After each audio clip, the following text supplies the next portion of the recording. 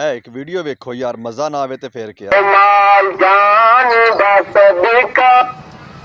ले ले की है तेरे लता नु बाने चेक लता करो। खराब नहीं जनाब एक विसाखी के साथ चलने हैं।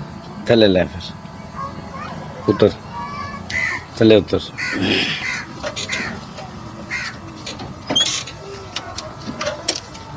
विसाखी छड़ के चलना ही ड्रामे तमाशे वेखो। विसाखी छड़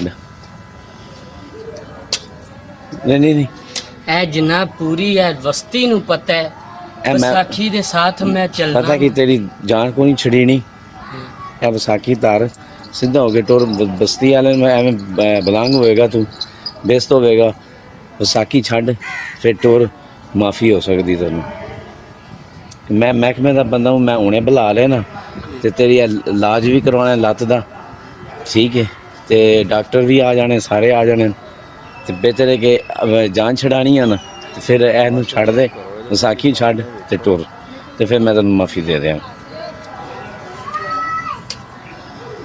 ठीक है जनाब सीधा माड़ा बंदा हाँ बस वही मैं कहना ना अल्लाह पाक ਤੁਹਾਡੀ ਜ਼ਿੰਦਗੀ हाँ करे। इस वास्ते मैं कहना कि जेकर तू इनू छड़ेगा ना तो सही होके टुरेगा तो फिर माफ़ी है सीधा हो गया टुर नहीं सही टुर ठीक है और सही टुर इंज नहीं बिल्कुल छड़ा मैं सही हाँ या मैं लत खराब है टुर ना बाछुआ लो देखो तुझे साइड दे मैं तरह